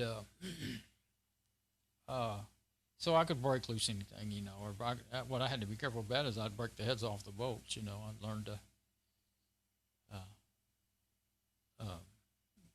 we never had we didn't use impact wrenches in that company, working for that company. And the guy that trained me, Rocky, he was cool. Rocky-O. He's the original Rocky before the one in the movies. He taught me how to, we used LPS was the best bus buster I ever used back then. We used that a lot, and you have to get it at a supply house or something. You didn't see it in the chain stores. And they had electrical, contact cleaner, and all kinds of different things. It was all the best I'd ever used, ever have still to this day. But it was expensive back then and still is. You can find it now online. But anyway, he taught me this simple thing that I never knew. He taught me this. When you got an old rusty bolt or bolt that's stuck, or nut, just keep on. You got to learn how to do it so not beat it up where you can't get the socket back on it and everything. But just keep on tapping on it and tapping on it. It's not about beating it off. It's about vibrating it until that rust lets go.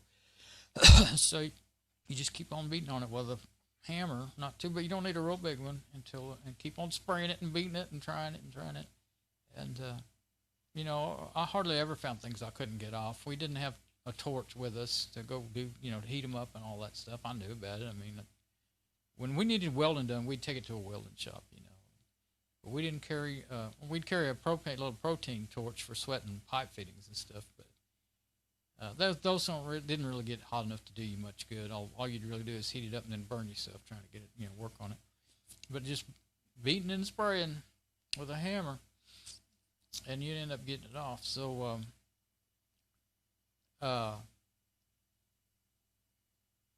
people don't, all the how-to videos on YouTube, you hardly ever see anybody explaining how well that actually works. Sometimes they'll try it for a minute and then give up. But now the big thing, they first the thing they do is they break them off, and then they weld a nut on there, and that's great. I can do that now too. I got a welder now, but I really don't know if I might have done it once or twice. I never really needed to. Because when you go to welding on something, it's generally always in a place where it's going to mess up everything around it.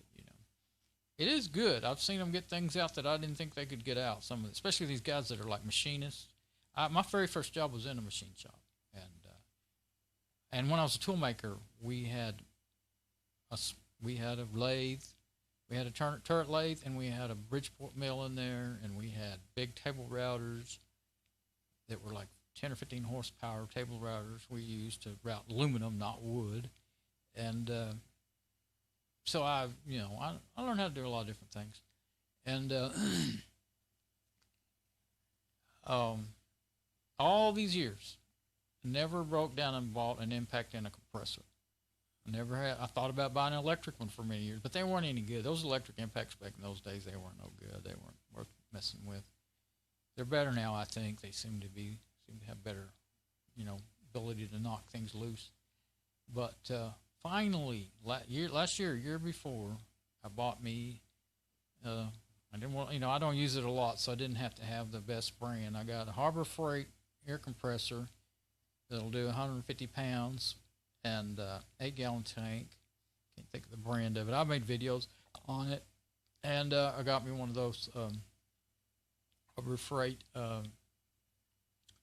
impact wrenches, and I tried it out on my van and my Blazer. Works great. It really knocks stuff loose. Now, of course, it's got the plastic housing and all that stuff. And if you were to beat it up, you could break the handle if you didn't watch out. And if you used it every day, from what I've seen in all the videos, I watched lots of videos of it. If you buy one and you're working in a tire shop or something, it probably lasts you a couple of weeks to a couple of months, from what everybody says. But if you do like me now, sadly, once every year or two, I do any kind of work like that, or 3. It's actually been over 2 years since I last worked. I was working on my Blazer, and I got the carburetor off of it. I'm going to rebuild it, and I still ain't got it done. I ain't got that done.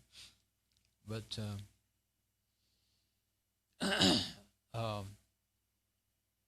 still love tools and everything, and I like computers and electronics. That's the one thing I can still mess with a lot is computers and electronics. Mostly software, but sometimes I like the old server sitting over here trying to get it all set up to be going to be my desktop. I've got an 8 GB video card in it, put it in there, and it runs perfect on Fedora Linux. That's what I run. Except for the server decided that it didn't know what it was, I guess. That's what I've learned from watching videos. The fans are running pretty much full blast, and it's too loud to stand it, you know. It's not very loud before I put that in there, you know. It's a little bit loud, like it'll ramp up and it'll go back down while it's booting and stuff. Well, it's checking the hardware and checking the temperature and seeing what it needs to do with the fans. But it just runs hard, full blast, and I think hopefully I'll be able to figure out what the settings I can do. There's actually, I already tried once and it didn't work, but I put in the BIOS, you can set it to be controlled by the operating system. So hopefully I'll find an app and install Fedora on there, find an app in there that can tell the fans not to do that. Or unless I figured out some other thing in the BIOS. There's a lot to all the BIOS and the ILO, all the different settings in that thing. But that's a whole nother story. So, well, another long story time at the end. I just now realized I'm hearing fireworks. It's dark now. 8:47. So, I don't think there's any, see, we live close to a lake, and used to years ago, where's the thing?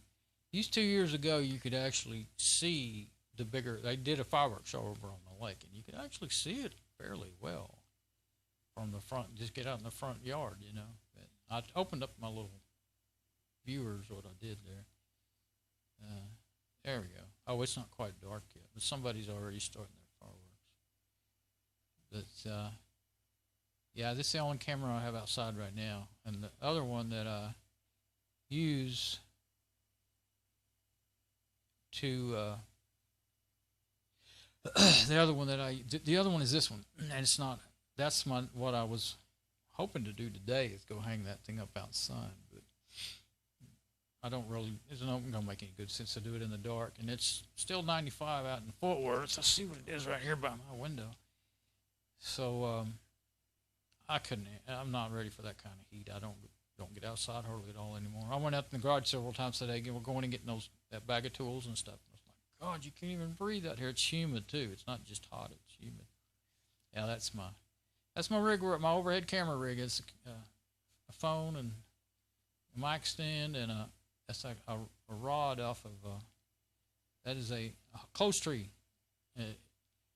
It was split and it wouldn't stay on there, and I ended up taking it and putting a longer screw in it and making me a selfie.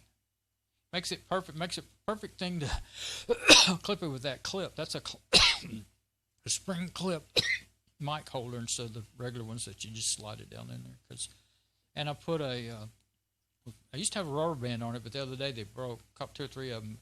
I put one of those hair things. You know, I use those things all the time for my ponytail thing here. Anyway, I have one that got too wore out to be, you got to twist it 100 times, but it's still pretty strong rubber band inside of there, so I put that on there. Man, that thing works. So I've always just thrown them away then when they got, I usually don't throw stuff away. That's real weird. I got to thinking, why do I throw all those away? They usually last, I don't know, 3 to 6 months, and then I quit using them and get another one. And anyway, I thought, man, those are better than rubber bands. Only thing is that if you needed a rubber band, like all that on that phone, that's rubber bands. The batteries are so swelled on these phones. Well, you couldn't see it unless I got on the other camera, but they're so swelled that they're popping the lids open on the phone. So I didn't want to buy. I did find some original OEM batteries for these things. They were $16. I don't know if they're even still available, but I thought, well, those things are probably going to be such new old stock that they might not last any time. But it ended up I didn't want to spend, I have 3 phones, and so to get back to normal, I would need to buy 3 of them. And I thought, well, that's enough money that I might as well buy one of these cheap cameras. So I bought the camera that I'm using. It does USB streaming, and it's not a great camera, but it's okay. It's good. It's just fine for this right here. It got USB going to the computer, and actually, like if you notice, like if I'm on one of those other cameras and you can see my mouth, you can see that it's way the audio is way behind the video, or the other way around, whichever way it is. This one's pretty close because the USB just the video travels faster. When you go, the others are going over the Wi-Fi, and you always have drop packets and the latency, delay. But with my mic going through the mixer and the V-amp that I'm talking on right now, it's pretty good. And if I switch, it's pretty good. And if I switch to the wireless mic, you probably can see exactly what I was talking about. I'm talking. Got me nuts, but I had to get used to it. It's just if I used to run that sound kind for of thing, and so I had to get. Drive me nuts. I remember it used to drive me nuts when I was a kid growing up. I used to run sound for bands, and so I had to get. Sometimes they would. I remember it used to drive me nuts when I was a kid growing up. And that especially bugged me because it overdub the voice on movies a lot. It's not, they're not making Sometimes they would even do that with foreign movies. But and that especially bugged me because it always the professionals used to have a lot of trouble. They're not making the same. I didn't get that extra mic turned off. You like that echo? You can see exactly how much difference there is in them then, and drive you nuts. The professionals used to have a hard time getting the voice and the video matched when they record. They recorded. To this day, professional rigs usually they record the audio on an audio recorder, and even with digital, and then the video on video, and then they go back in the editing room and they sync them. But back in the analog days, before digital cameras, you'd see movies where they'd be just like what you just saw, especially foreign, like I said, especially foreign movies where they had overdubbed them with English and stuff. So now I'm just thinking, I really don't. I like these even with this camera, it's still not enough for me. I'm used to having at least a 2-camera shoot. But today I had a 3 because I have that one back there, this one here, and that one over there. And I've got another phone sitting over there, no battery in it and it works just fine with the batteries in it. The battery's sitting up there, and it's been sitting there for months, 3-4 months. It still hasn't. One of them I let it sit around and it went down. It quit. The swelling went down. I thought about puncturing them and letting out it's called outgassing. When they start getting old, they start making hydrogen is what it is. So they can be dangerous. And so I don't want to puncture it and let it out, because then if it's still making hydrogen, it's going to be leaking hydrogen, right? And that could be dangerous.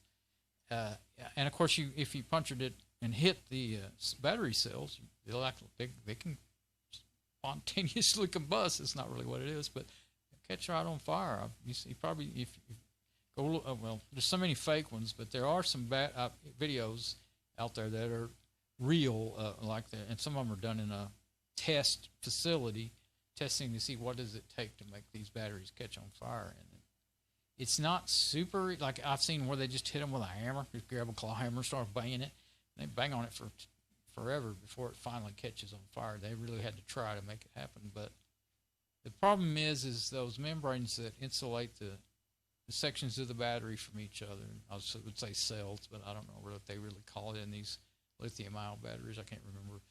But they're so thin that there's not much tolerance for mistake in the manufacturing process, and that's why everybody says the Samsung and the LG batteries are the 2 best ones.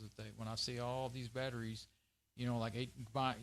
getting old 18650 cells and rebuilding battery packs and all that stuff, or building, like a lot of people are into building backup batteries for their house with them, and stuff, with solar panels and stuff.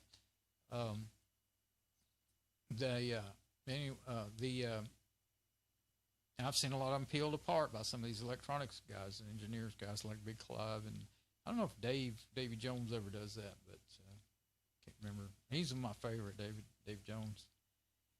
He's one of the best teachers, man. I love electronics and a lot of things. If I could just remember what I've seen, I'd know a lot by now. But anyway,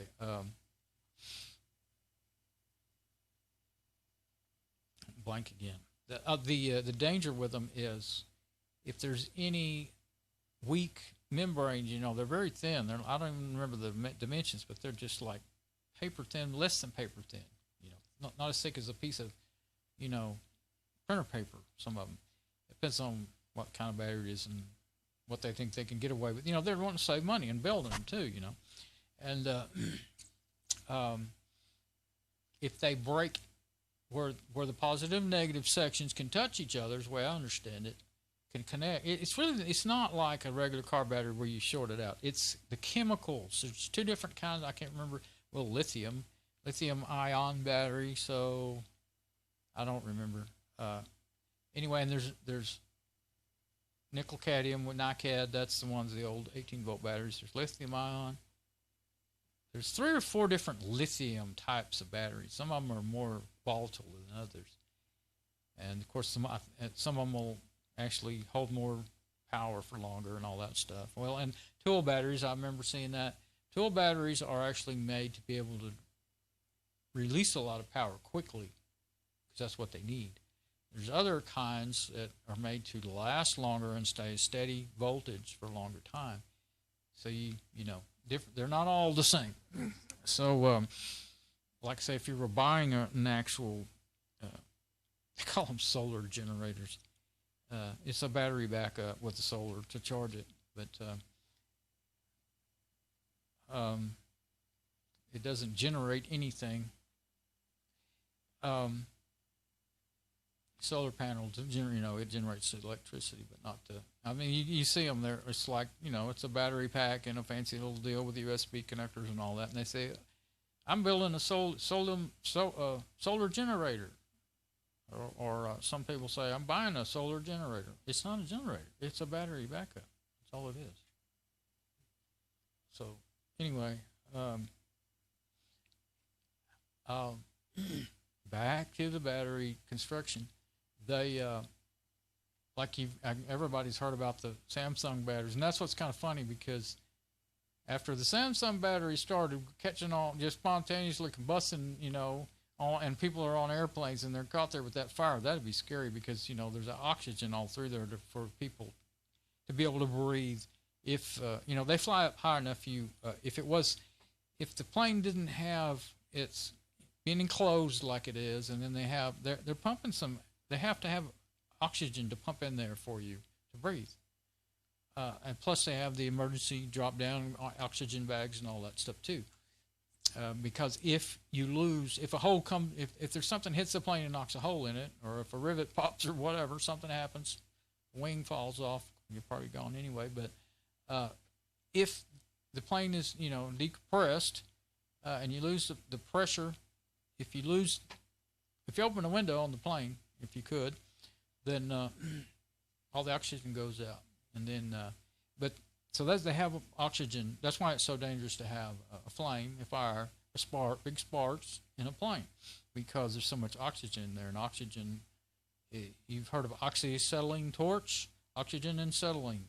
Mix them together, that's what your most common torch is, you know, for cutting and brazing. And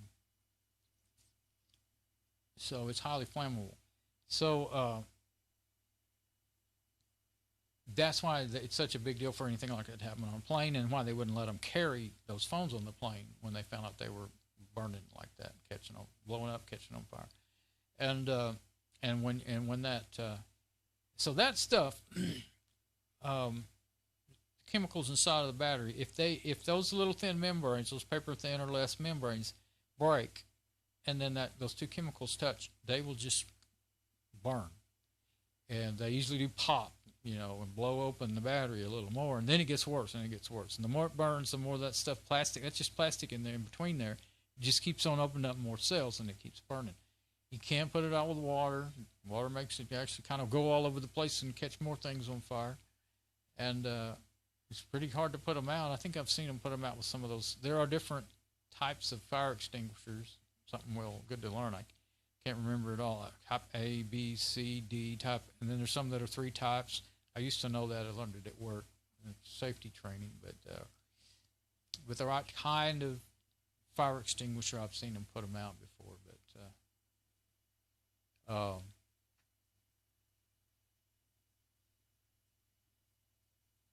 that's why I have just that. All that is why I thought about it. I thought, well, if I just just be real careful and poke a hole in that bag to where it's plastic bag to where it won't, where that hydrogen won't leak out. Then my battery would fit back in my phone and I could keep using it. It still shows to be a good battery in the phone. It's not wore out to where the point that it's saying it's not a good battery anymore. So I was like, and that's the only problem is they swelled the back off of them. This one doesn't have the battery in it. I'm talking about it, and there it is. I see it now. So here it is. I think you can see from there. Look at that. That's a swelled battery. So when you put it in there,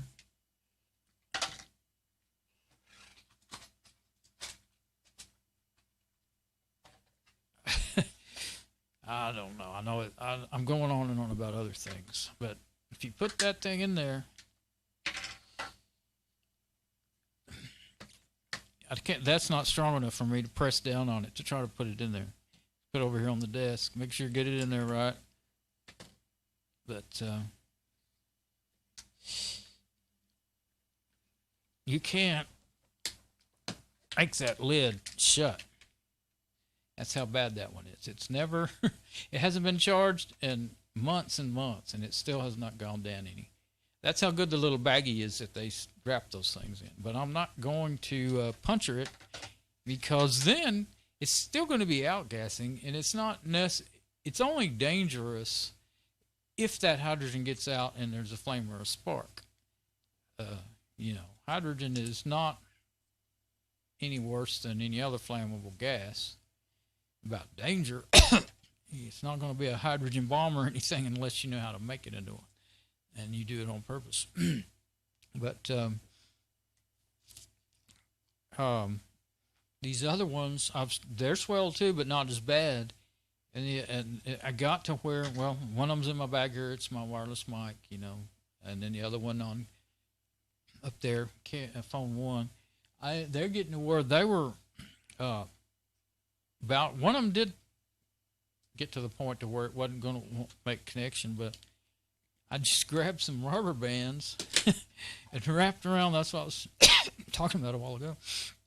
I wrapped them around up here and down here, and it's keeping them working. But what we got going on here? Some plastic coming off of there. Oh, it's just a little bit of. Why is that there? It's not. It's like a sticker on the end of it.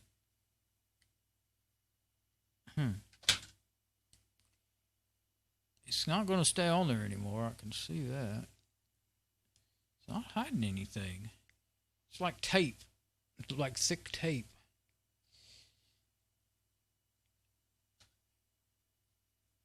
But that's pretty crazy. And I wouldn't have even... I take this kind of stuff pretty seriously, the safety of something like this. I mean, I've worked with dangerous stuff for many years, and I've gotten in trouble, you know, and never got hurt real bad, but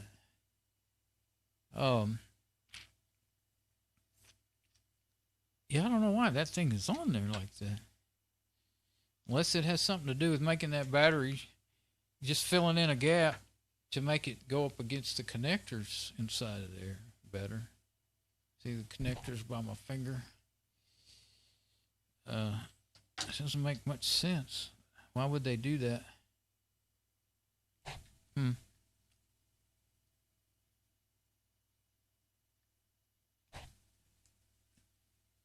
It just doesn't make any sense why they'd go to the trouble to put that on there unless it had a purpose. I think I'll try and put it back. I don't know if it matters now, but yeah, I was thinking. I just haven't tried it, but I thought, well, maybe I'll put rubber bands on this.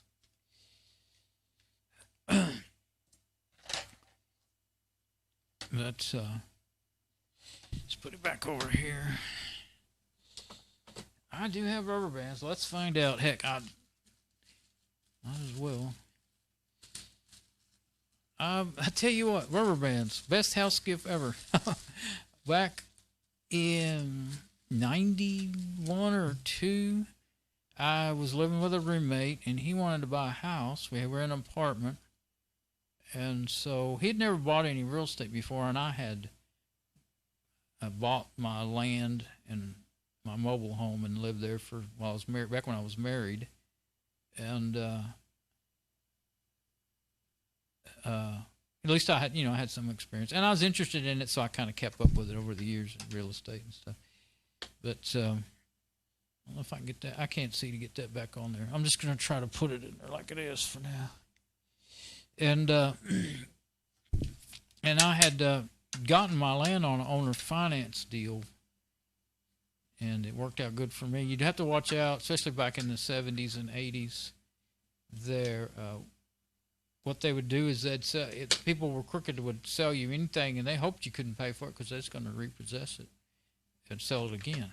And they've changed the laws. This is in Texas. They changed the laws after a lot of people, got taken advantage of, and so they can't really. I'm not sure exactly how they did it, but what the laws exactly are. But anyway, about whether or not you can repossess stuff if you own or finance, but it seems like it wouldn't be right that you couldn't at all. But well, the thing is, the house we lived in when I was up until I was about 5, 6 years old. My dad, my mom and dad had bought it, and my dad got cancer, and he died when I was 4. And we stayed in there for, let's see, I was in first grade, so I was 5 or 6, and we moved. She got remarried, we moved, and I didn't want her to sell the house. I loved that place, and so she kept it and rented it out all until, until I was grown. After I was like 20 or something, 25, 22, she got tired of dealing with renters and everything, tearing it up, having to repaint it every time. And so she wanted this. And so I knew about owner financing and everything. I hadn't bought my land yet, but I knew about it. So I talked her into owner financing it. And so she was, the lender, and she sold it to a young couple at the time. And they lived there all these years, and they finally paid it off a year or 2 ago. And it worked out real good. She had a monthly income, even if she got laid off. She worked for the union, the IAM, of where I work, General Dynamics, the machinist union. And so, most of her life and her working life. Yeah, I don't know if I can actually get that to go on there at all. But what I did with those other two is they're not as hard to get on there. They're not as, you got to be able to. I'll try it and see. I've been wondering about it. So, oops, missed it. But the rubber bands were just enough to keep it together and work, these other two. But also, this, you got to keep them together. You can't even, the buttons won't even stick out where you can mash them, Oh, that was no good. The rubber, I didn't say about the rubber bands. When he bought, I found a house, he bought it on finance, my roommate. And, nice big house, 3-bedroom, but a good sized living room and all that stuff. And I lived there for 6 months or a year with him, but until he got married, and then I decided they didn't want me to leave, but I didn't think that was good for them to have me there. That's when I came back home, and my health was bad. That's how come I was with them anyway. I had got laid off, and then my health was bad, and things were not working out for me to be able to make a good living, anymore. So, yeah, you can't control the phone with the rubber bands if they're, in the wrong place and all that. So, and I'm using the camera, so that was another concern. But why am I telling one story and working on another thing? It's confusing the heck out of me.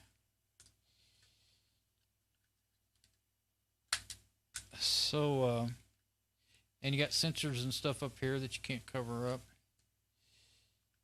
It doesn't matter if the camera's covered up right this minute. I was just wanting to see if it could be done. It won't stay. To turn it on and off, you need it to do that. But the mic plug is used on this one that I'm using as a wireless mic, so that holds it together right there. This one, of course, if it's not a mic plug in it, then you don't got that advantage. But yeah, one set of rubber bands wasn't holding it, so. But see, I've got the camera all covered up and the light sensor. Oh, that's the flashlight. That's not the camera. Okay. So I could actually.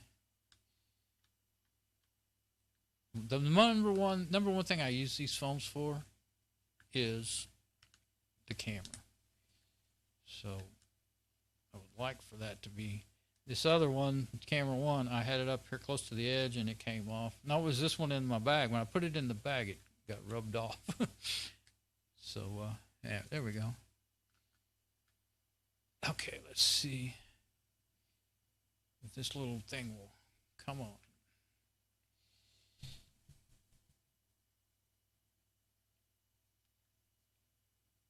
I don't know if I'm able to match the button or what. Let's see. It's in the right place. You know, the battery may be down. Yeah, it's been sitting there forever. I think the battery's down.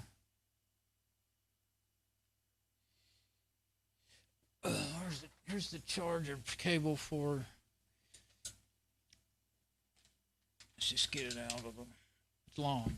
I got plenty of cable. Okay, let's see if it. Yeah, maybe it's not connecting right. That battery could have just died. Sitting there not being charged for so long, or got so low that it won't. The sensors in the phone won't let it charge. Dang it! That's got to be what it is, because I'm pretty sure.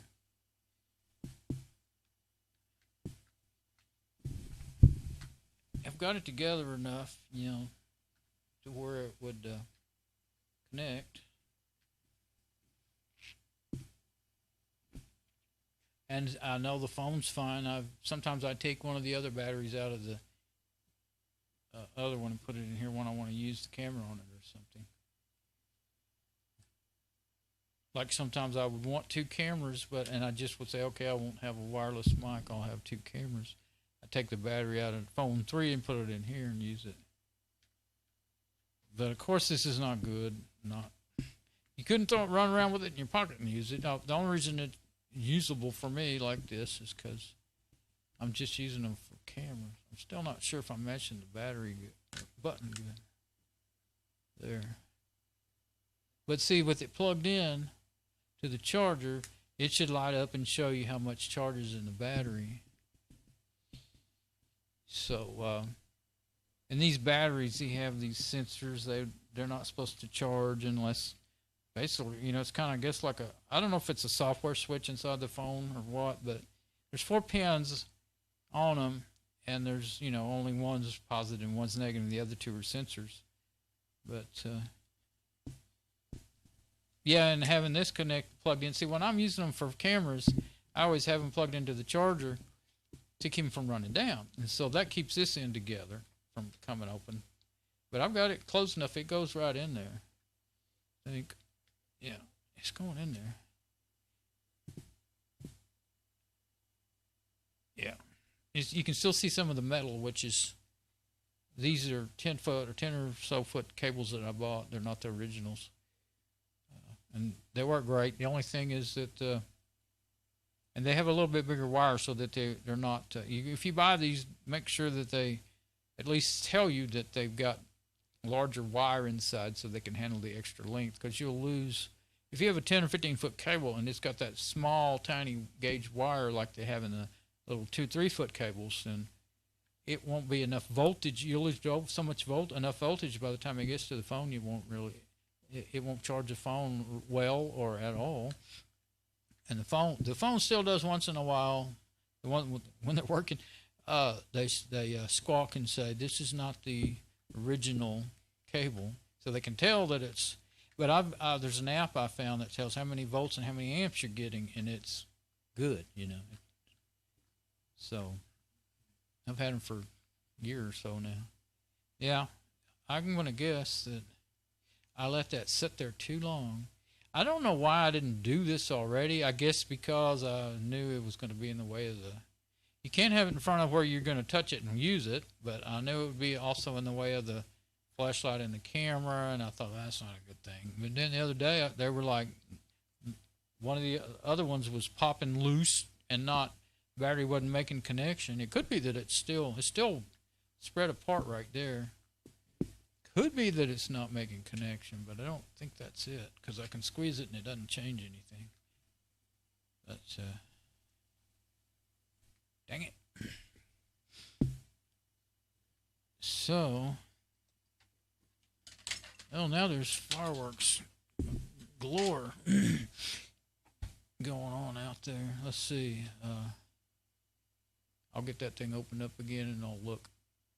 They all sound like they're not coming from that area, though. Oh, yeah, the trees, and it's dark now, but there's no way we're going to see anything from that camera.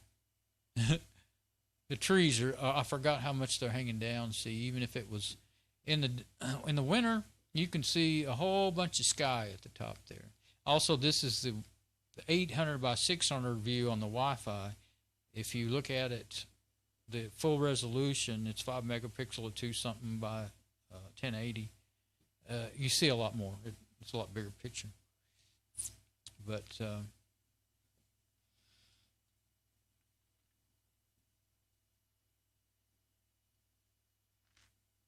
I think somebody's having fun. I can hear them pop, pop, pop, pop, pop. Well, there's no point in leaving that in there right now. I guess if I ever, it's probably not worth messing around with. I'm just gonna, I guess if I want to keep using these, I mean, you could buy some aftermarket batteries that you might get to work. You'd really have to, I mean, you have to have the right kind of sensor and everything. Probably really no sense in all that. Probably just need to probably have to buy those Alcatel batteries and hope that they don't, that they work, that they're not too old and they don't last like 6 months or a year and die. And I'm pretty sure that I didn't have it in there wrong. I mean, you could get it in there wrong. With it that out of whack, let me see.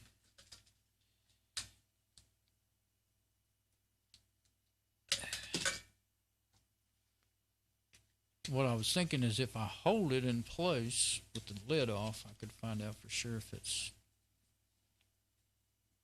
got any juice in it at all. Oh yeah, you can't hardly match that button. Let me try plug it in. It's really so swelled you can't hardly get it to. That's why I was not hooked up. I don't think that's a good idea to plug that in and then try to get the battery to make contact. It might short something out and mess up the actual phone. You might get a spark, you know, a surge, what I'm trying to say. Well, you could, if this is moving around, you might actually cross-connect something. So, that may not be any good. But you can't just, you put a test lead on here. You can't just put your multimeter on there. It has to be activated for it to put out any voltage. And I never did figure out a way to be able to test it. Bench test it. Okay, so I just found them. Oh, no, I didn't. Oh, I did find them, but I saw these covers for HDMI cables. Like, oh, there's my covers for my HDMI cable. I just realized they're off when I started using it, and they're on the end of my USB. I was using them to protect my USB sound cards. So, put that right there for now. Well, I think I've jabbered enough here. I'm going to go see if Mom woke up. She was taking a nap.